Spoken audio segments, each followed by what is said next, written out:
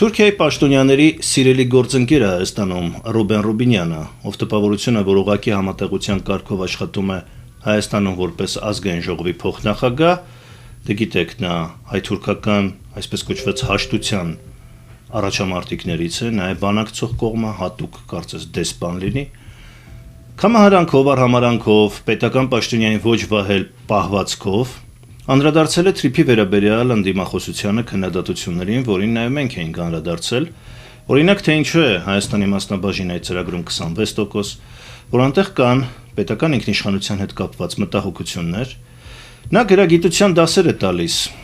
եւ լսելով նրա փաստարկները հերթով կվերլուծենք ու ինքներս կտանք գրագիտության դասեր, որպեսզի նա եւ նրա նման իրենց երևակայած որոշ պաշտոնյաներ սրանից հետո պատասխանատվություն ունենան խոսելու այնպիսի թեմաների մասին առավել եւս, որոնք վերաբերում են բոլորիս մեր պետությանը, ազգային անվտանգությանը, բոլորի շահերին։ Եվ Ռուբեն Ռուբինյանը, ով ներկայացնում է մի իշխանություն Նիկոլ Փաշինյանի գլխավորությամբ, ով սևով սպիտակի վրա գրված բազմաթիվ փաստաթղթեր է ջրել, այսօր դասեր է տալիս ընդդիմությանը կարդալու եւ տեսնելու, թե ինչ է սևով սպիտակի վրա գրված։ Մի հատ լսենք նրա այս ինքնասիրահարված գնահատականը, ապա կշարունակենք։ Կարծում եմ ցանկացած կարդալ իմացող մարդ, իսկ պարոն Օսկանյանը հուսով եմ կարդալ գիտի, կարող է կարդալ հրապարակված փաստաթուղթը, որտեղ միջանց, այսինքն դա փաստաթուղթ է այն մասին, որ միջանց չի լինելու։ Այս փաստաթղթով հրապարակված փաստաթղթով հստակ սևով սպիտակին գրված է, որ անվտանգություն պահում են Հայաստանի համապատասխան մարմինները, սևով սպիտակին գրված է, որ համապատասխան անձնագրային եւ մաքսային ընթացակարգեր լինելու են, սևով սպիտակին գրված է, որ հայ սահմանապահները եւ այլ համապատասխան գերատեսչության ներկայացուցիչները ֆիզիկապես ներկայ են լինելու համապատասխան անձնագրային եւ մաքսային տեղերում։ Մինչև սևով սպիտակի վրա գրվածներին անդրադառնալը հիշեցնենք Ռուբեն Ռուբինյանին, որ նրա քաղաքական լիդերը Նիկոլ Փաշինյանը ստորագրել էր նաև նոյեմբերի 9-ի պայմանագիրը, որտեղ օրինակ սևով սպիտակի վրա գրված էր, որ Ադրբեջանը ապահովում է Լաչինով Արցախի եւ Հայաստանի միջև կապը։ Ուր է դա։ Սևով սպիտակի վրա գրված էր, որ գերիները միանգամից, կարծես թե ստորագրման օրվանից փոխանակվում են։ Մինչև այսօր 5 տարի անցել, գերիները չեն փոխանակվել։ Սևով սպիտակի վրա շատ բաներ գրված, բա ուր է նոյեմբերի 9-ի փաստաթուղթը։ Նոյեմբերի 9-ի փաստաթղթից այսօր մնացել է մենակ 9-րդ կետը, որտեղ Հայաստանը պարտավորվել էր անխոչնդոտ կապ ապահովել, բայց միայն այն բանի դիմաց, որ Հայաստանը ուներ նման կապ Լաչինի հետ, կար Լեռնային Ղարաբաղ այնտեղ։ Մենք ունենք հսկայական տարածքներ, որ դեռևս օկուպացված չէին։ Այսինքն դրա դիմաց է եղել Հայաստանի պարտավորությունը անխոչնդոտ կապ ապահովելու։ Հիմա սևով սպիտակի վրա գրված այդ փաստաթուղթը ուր է Ռուբեն Ռուբինյան։ Որտեղից երաշխիք, որ այդ նույն սևով սպիտակի վրա գրված Թրամփի հետ ստորագրած փաստաթուղթը նույն օրին չի արժանանա, որովհետև հարցը ոչ թե զուտ փաստաթուղթն է, այլ դուք եք, որ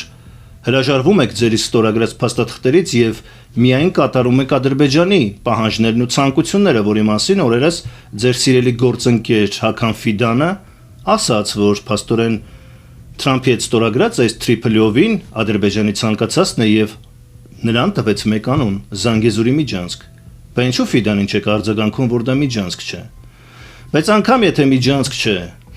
բառերը չեն էական, որակումները չեն էական, էությունն է էական։ Իսկ էության մեջ մենք տեսնում ենք, որ Հայաստանը 50-ից 100 տարով պարտավորվում է Ադրբեջանի եւ Նախիջևանի միջև անխոչնդոտ կապ ապահովել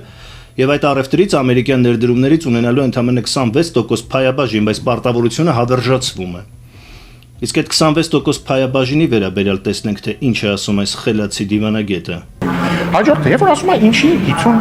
գոնե 50% հավերժնի, բա իրանք երբ որ գույք պարտքի դիմաց մեր ռազմավարական օբյեկտները հանձնում էին այլ պետության, ինչ են 100%-ը հանձնում։ Հա բացատրեն, ինչ են 100%-ը հանձնում։ Իվարկյան։ Իսկ իրականում եկեք տարբերակենք, էլի։ Ինքնիշխանությունը եւ ինչ որ ընկերության մեջ պետական մասնակցության տոկոսը որևէ կերպ իրար հետ չեն հատվում։ Տեսականորեն թրիփը կարող է 100%-ը ամերիկյան լինել։ Տեսականորեն դրանից մեր ինքնիշխանությունը կամ իրավազորությունը որպես կերպ չէ։ Տեսեք, նա մեղադրում է նախկինները չլինեին մեջքի վրա շուռ կգայք։ Մեղադրում է նախկիններին, որ Հայաստանի ռազմավարական օբյեկտները հանձնել են օտար երկրին եւ դրանով արդարացնում է իրենց կողմից հանձնելը օտար երկրին։ Ոնց որ հիմա ձեզ մեղադրում են պետական բյուջեի միջոցները կողոպտելու, փոշիացնելու, ուտելու, պարգևավճարներով իրար մեջ անելու համար վեր կենաս եւ ասես, բա դուք ո՞նց եք անում։ Կլինի նախկիներին թողնեք մի կողմ, դուք խոսում եք Հայաստանի Հանրապետության քաղաքացիների հետ։ Նախկինները այսօր իշխանության չեն, որովհետեւ այդպես են վարվել։ Հիմա դուք դա նույնը անում եք, արդարանալով նախկիններով։ Այսինքն դուք դրանցից ինչով եք տարբերվում։ Ես դες հիշեցնեմ, ովքեր չգիտեն, որ Իրանում տեղի ունեցավ իսլամական հեղափոխություն 1970-ականներին, որովհետեւ այնտեղի իշխանությունները մինչև 20% մոտավորապես իջել էին ամերիկացիներին, անգլիացիներին նավթագազային ոլորտում։ Եվ այդ դժգոհությունը, որովհետև աղքատությունը հասել էր եսիմուր, հանգեցրեց հեղափոխության, որովհետև սոցիալական բողոքի հիման վրա դրանից օգտվեցին իսլամական գաղափարախոսություն ունեցող ուժերը։ Եվ տեղի ունեցավ իսլամական հեղափոխություն։ Գլխավոր պատճառը դա էր, որ ազգային հարստությունները զիջել էին օտարպետություններին ստորացուցիչ պայմաններով։ Հիմա դուք դա անում եք արդարանալով նախկիններով, նախկինները գլուխները տվել են պատին, որ այդպես են արել եւ սխալ են արել։ Եվ դուք հենց նախկիններին մեղադրում եք, որ Հայաստանի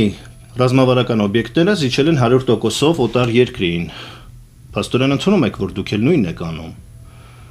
Նրանց մեղադրում եք օտար գործակալ լինելու մեջ, դուք եք փաստորեն ընդունում, որ օտար գործակալ եք։ Իսկ եթե ասում եք, որ Ամերիկան ուրիշ է, Ռուսաստանի նման չէ, նախկինները գոնե պարտքի դիմաց էին զիջել, դուք ինչի դիմաց եք զիջում, ներդրումների։ Որտեղից ձեզ երաշխիք, ես այս հարցը ուղիղ եմ ուղղում, որ Ռուսաստանից դժգոհ, Ռուսաստանի Դաշնակցությունից դժգոհ դուք գոհ եք լինելու Ամերիկայի Դաշնակցությունից, ասում եմ, խնդիրը ոչ թե Ամերիկան է, Ռուսաստանը, այլ դուք եք, որովհետև դուք ձեր ստորագրած փաստաթղթին տեր չեք կանգնել։ Այսօր Հայաստանի Հանրապետության տարածքից օկուպացված գրաված տարածքներ կան, կատարել եք, սևով սպիտակի վրա գրված է սահմանադրության մեջ, որ դուք դա պետք է ապահովեիք, ապահովել եք։ Ձեր նախընտրական ծրագիրը կարդանք, սևով սպիտակի վրա ինչ է գրված։ Գրված է, որ աղքատությունը մինչև 2026 թվականը պետք է կրկնակի նվազեցնեիք, բայց նվազել են ընդամենը 3%-ով պաշտոնական թվերով այն էլ։ Կատարել եք սևով սպիտակի վրա գրվածը։ Սևով սպիտակի վրա գրված էր, որ դուք պետք է դեօկուպացնեք Լղիմը եւ պետք է հարցը կարգավորվի ԵՀԿ Մինսկի խմբի շրջանակում եւ ինքնորոշման իրավունքով։ Դուք գնացիք թաղեցիք ԵՀԿ Մինսկի խումբը Արցախի հետ միասին։ Կատարել եք։